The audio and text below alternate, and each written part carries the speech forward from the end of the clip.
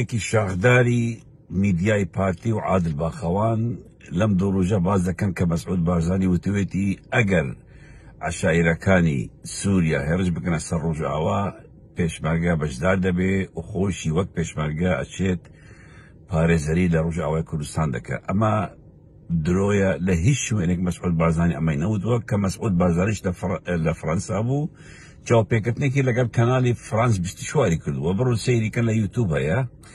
هیچ ئەم باسەی نەکردووە، نە لە دوور نە لە نزیکەوە. باسی ڕۆژئاوای کوردستانی کردووە، باسی حکومەتی نوێی سووریای کردووە، بەڵام نەیوتووە ئەگەر عەشائیری عەرەب هێرش بکەنە سەر ڕۆژئاوای کوردستان ئێمە پێشمەرگە دەنێرین و خۆمش وەک پێشمەرگە دەچمە ئەوێ شەڕ دەکەم. ئەمە درۆی عادل باخەوان و میدیای سێبەری پارتیە. لەو مقابلە لەو چاوپێکەوتنەی فرانس 24دا بەعەکسەوە مەسعود بارزانی ڕووی ڕەشی تورکیا سپی دەکەتەوە و دەڵێت تورکیا ئاشتی دەیەوێت، تورکیا لە بەرژەوەندی کوردایە، تورکیا لە بەرژەوەندی ڕۆژئاوادایە، کەچی ئەمە پێچەوانەی هەموو قسەکانی ئەوە. مەسعود بارزانی کەسێکی درۆزنە، شتیوان نایکە، ئەوەی کە لە کوبانەش کرا کاتی خۆی یەک دووری وای پێشمەرگە ناتی وەزارەتی پێشمەرگە هایی پارتی نەبوون، بە فشاری فەڕەنسا و ئەمریکا بوو.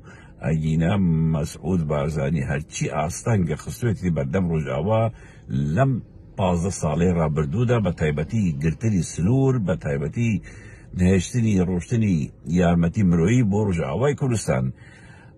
هاوڕێیان بۆیە ویستم ئەم بابەتە باسکەم چونکە ئێستا میدیای پارتی هەوڵ دەدا مەسعود بارزانی وەک کەسێکی کوردستانی و نیشتیمان پەروەر پێشان بدە، بەڵام ئێمە هەمومان دەزانین پارتی دموکراتی کوردستان دەستی لە خوێنی ڕۆڵەی کوردایە لە هەر چوار پارچەی کوردستان و حزبێکە تەنانەت بوو بنەماڵەیەک ئیش دەکە و لە خزمەتی بنەماڵەدا.